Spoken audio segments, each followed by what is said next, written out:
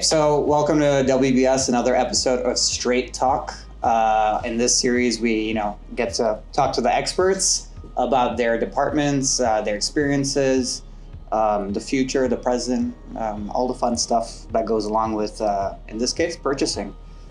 Just to introduce you again, I'm Akshay Mustakar. I am the sales manager here at WBS. I generally lead marketing and sales operations for us, and this is my good friend, CP, Vitamin C.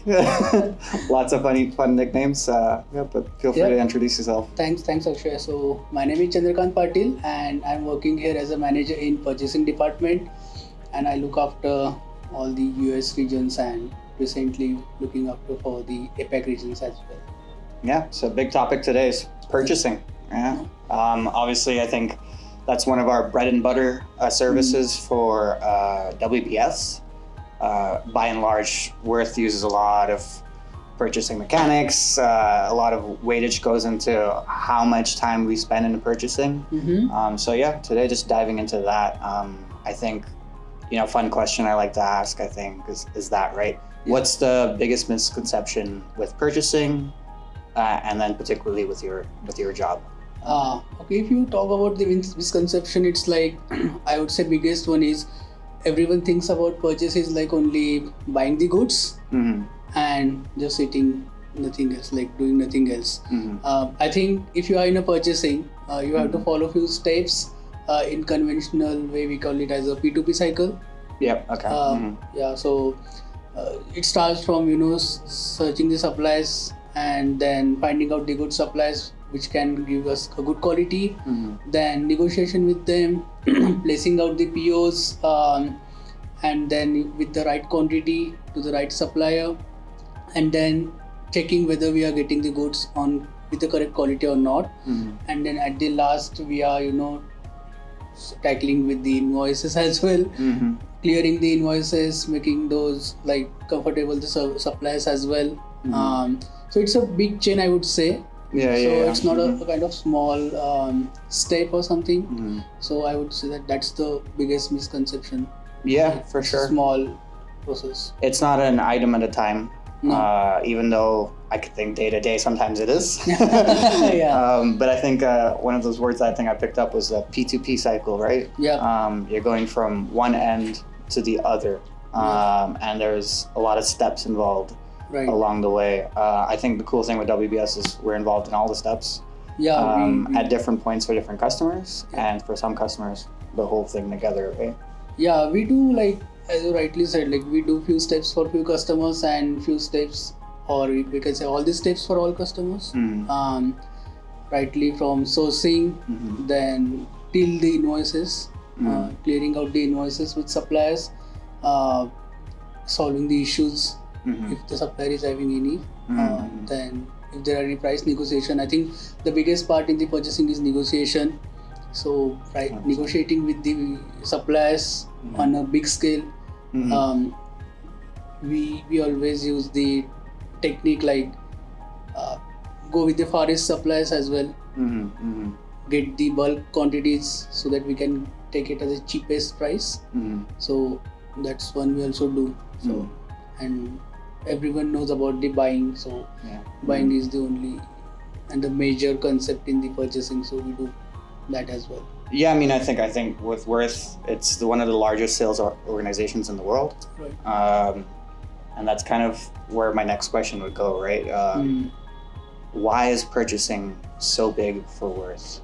And if I could follow that up, how does it directly relate to sales and supporting sales? Right? Yeah, I think I would say like if you are fulfilling your customer requirements on timely basis, that's what we are trying to do. We have many parts which we keep in stock, so that the customer can directly come to us and they can take the parts directly, because we take the risk of storing the parts in the warehouse. Calculating the demands and forecasting on behalf of customers, and then achieving the targets which customer has given to us. So I think it's the biggest challenge as well to the purchasing department to fulfill and have the service degree up to the date. Yeah, it's just kind of a tangent between the sales and what's actually happening with the customer and what's happening with the vendor, right?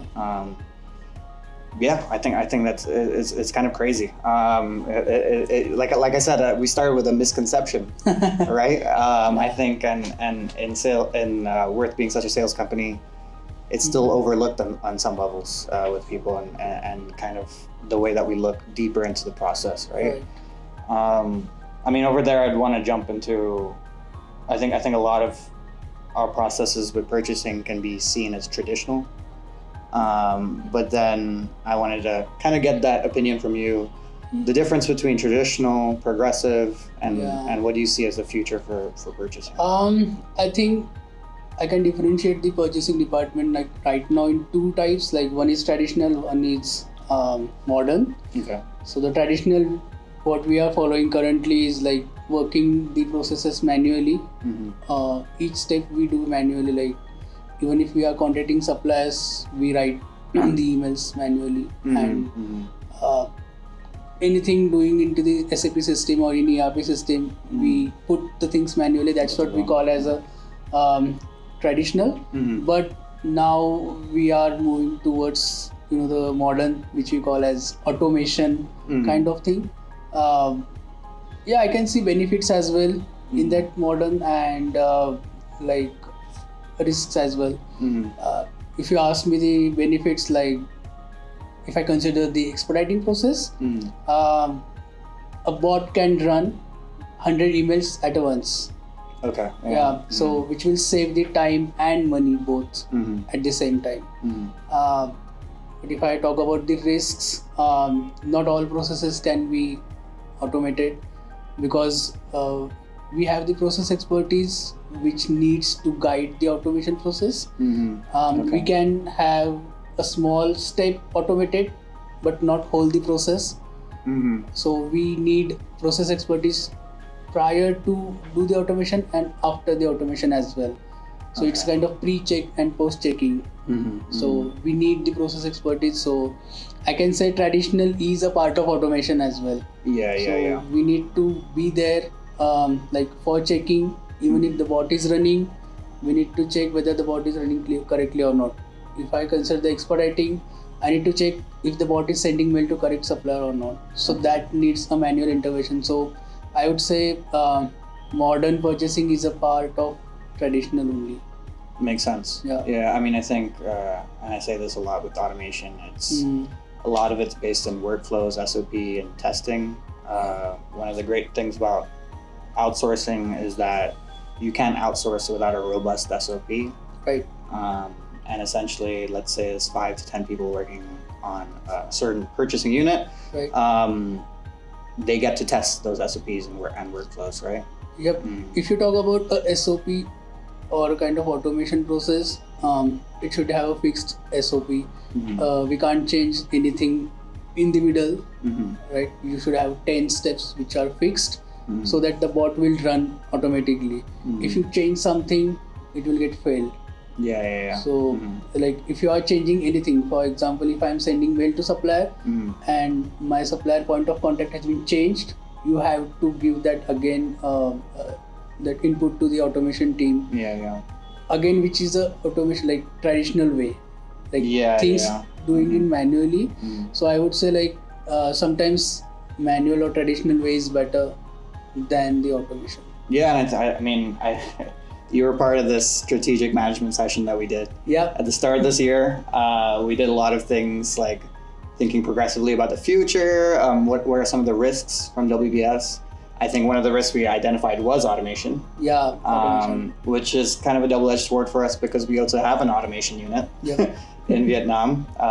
And there's a lot of progress there, right? I think one of the things that came out from that session is positioning us as almost like a starting point for automation or someone that can help other Worth entities with automation. I think, as I said, like we need process expertise everywhere. So if a team is automating a particular process, we need to give the inputs to the automation team. That's what we are looking for, like as a positioning ourselves in the automation, because as I said, like we need someone who are checking the things after the automation as well. Yeah. Okay. Yeah. I mean, we're talking about now a little bit of risk opportunity, right? Right. What do you feel like is the biggest risk over here with automating purchasing?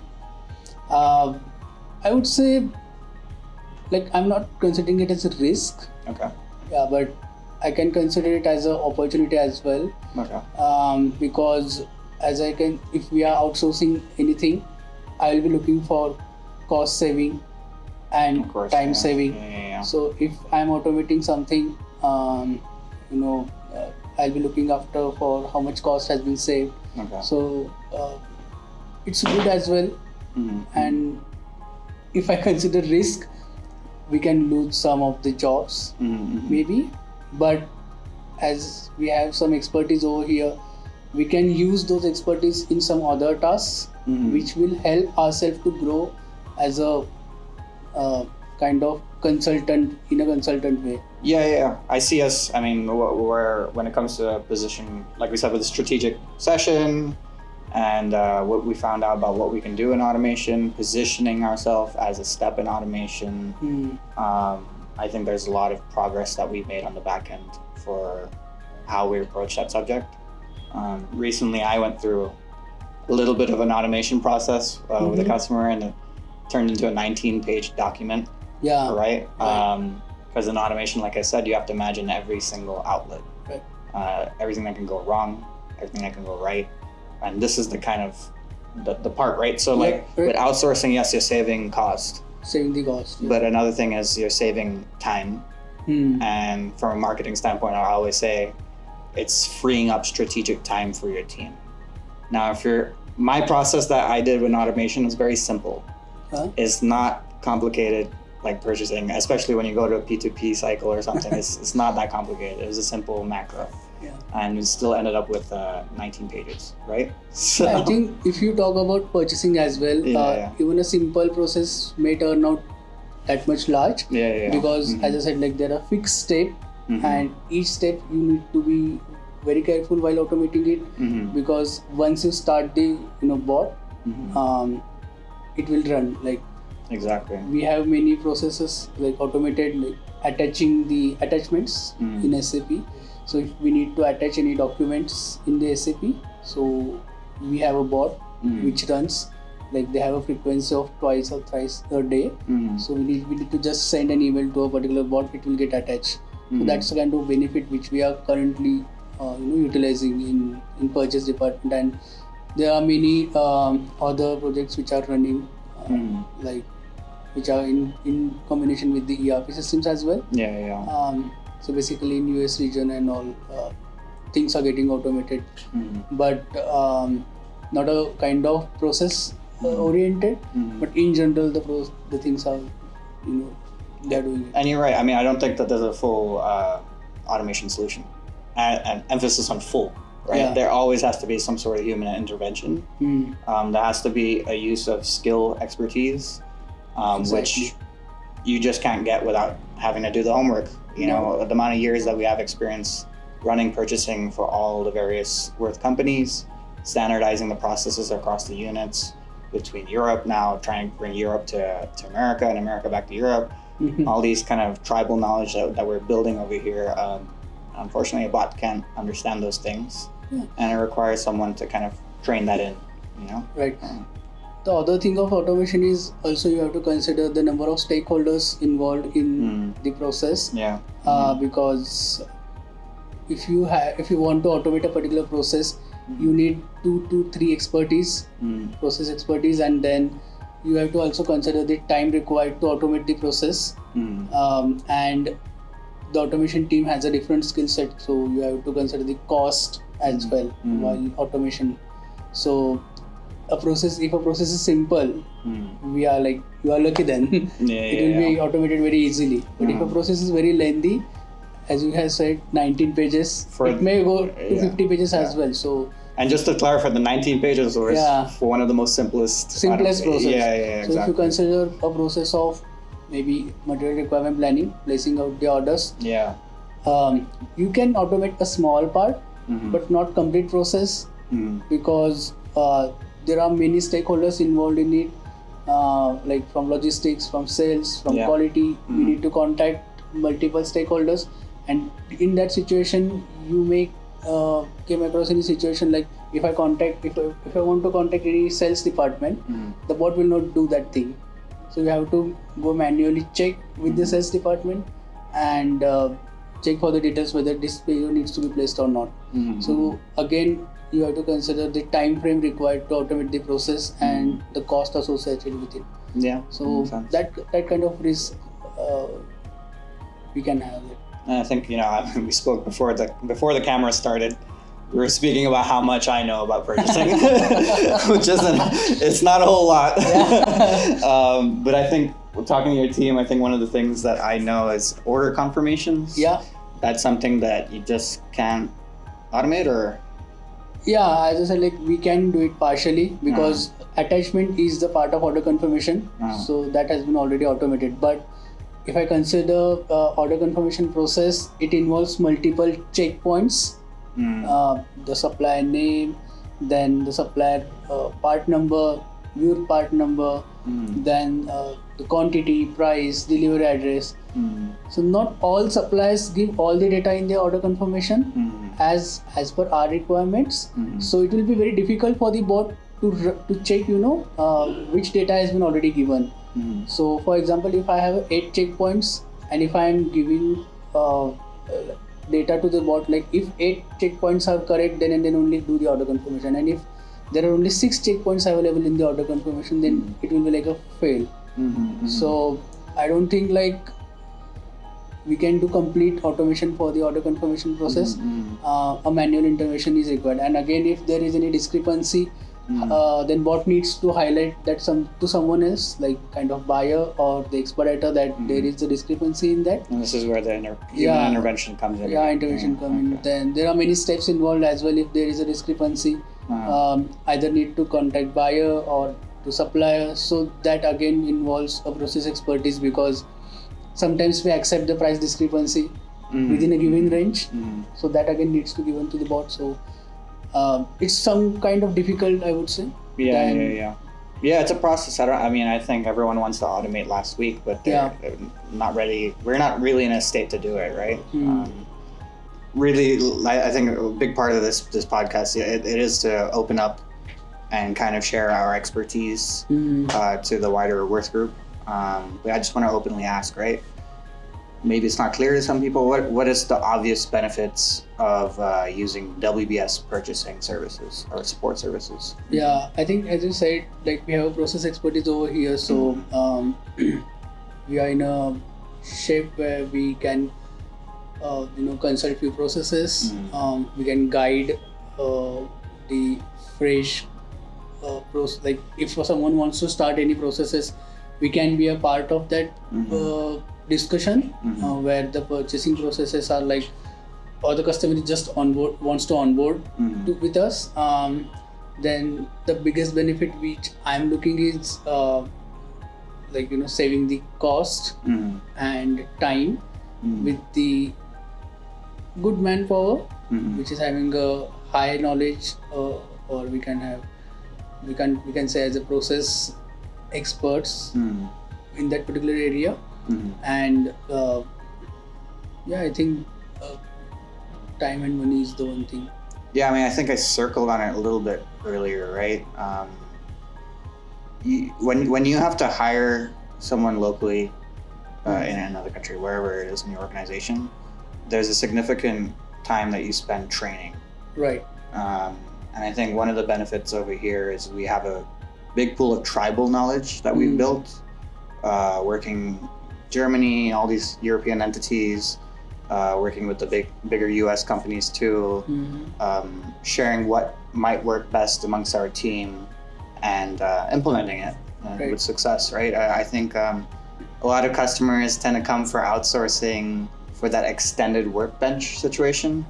Usually they come to us with a problem. And it's like clearing out data sets, clearing out lines, right? And I think that's a big way we can help the customer.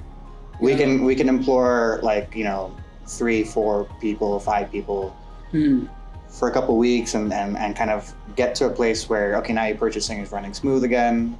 And then we set up a little infrastructure support, my favorite right. word, infrastructure. You are right. Like as you have said, we save the time of the trainings because we internally arrange the trainings to the team members, which has literally saved the time of customers. We just need a small kind of documentation from the customers, which involve the steps we would like to follow. Then, with the help of the seniors, we train the team members within the team, and it will be very easy for understanding to the team members as well when we have the training session arranged internally. So that's the benefit, I would say. Exactly. The extended one work bench. meeting or single call will solve, I think, 50% of the problems. Yeah, exactly. And I mean, it's the, why hire one person when you're going to have to let them go again, right? Right. Short-term hirings, 3 months where we get to work on a project, we get to work on a process before, it doesn't matter whether the customer figures something else out but that's still 3 months. Massive savings. I think that with the customer, they don't understand how much we save in SG&A, how much we save in giving an IT asset, spending time to do the training, and then it disappears again. So right. this is a big part for us. Yeah. Yep. Okay. Right. Just continuing with the AI topic. How do you see the integration for purchasing? I'm not sure if there's a lot of room there. I think one of the things is maybe supplier research or. Yeah, right. So I think we have everyone Copilot app, so we can use that as a platform for the AI. Worth IT approved. Yeah. So we go there and we find for good suppliers. We ask like for certain supplies we want. As I said, like if I want a good supplies for the aluminium or brass or anything, we find like we just give the inputs to the Copilot and we get the results. Even we use it for better email structure. Of course, yeah. You guys are sending emails all day. Because that helps us as well in negotiations, like in a structurized way, rather than sending a vague mails to anyone. Like we can have a structurized with the help of Copilot. I think market research kind of things, finding the suppliers on a global level, that helps as well with the help of Copilot. Where do you think is the risk over there? I mean, something I can see is maybe incorrect data. We have a risk as well. Like we can't go physically in like whatever the location or the ideas given by the Copilot. There is no any background data available with that because it just gives us the information like this one is the good, but we can't go directly and check whether it's correct or not. Makes sense. Because we don't know even if there is a supplier who is producing a screw, we don't know whether that correct supplier or not as well. Because they have just posted the information like I can supply this screw. We don't know if that particular supplier is a manufacturer or a distributor. Okay. So finding or I can say checking the thoroughness of that particular thing is very difficult. Yeah, I mean that makes sense. But what do you feel like are the major risks and opportunities right now in the purchasing, especially in the climate? Yeah, I think that's a good point you have taken. Currently, everyone is like into the war situation. If I consider the whole supply chain management, it has been disrupted at a very large scale because all the prices are hiking. Like the oil prices and the natural gas prices are hiking up. Which really contributes to the supply chain management because we have all the transportations driving through that network. We import lot of goods from the China and like Vietnam area. The suppliers are also running into the situation like they are increasing the prices. So it is I think very difficult situation for purchase department to keep that balance because customers like we can't go customers into the door of the customers and asking them continuously for the price increases. And sometimes we do the agreements as well with the customer like throughout the year we don't increase the price. So in that situation we will be very it is very difficult for purchasing department because from all the aspects the prices are increasing.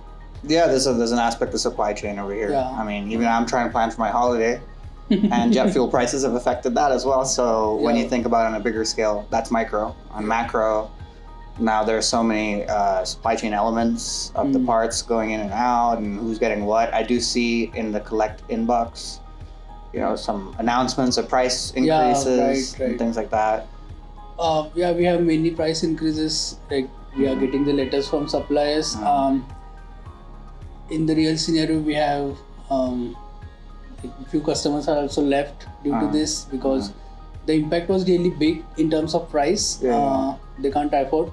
On the other side as well, we have suppliers who have also informed us like, no more, we can't give you the supply, or we can't supply the parts because of the price increases. And every time when we place the POs, we get to know that the aluminum price has been increased. So or it's a shortage, like so very shortage of the parts, so we can't give it to you. So or you can try it somewhere else.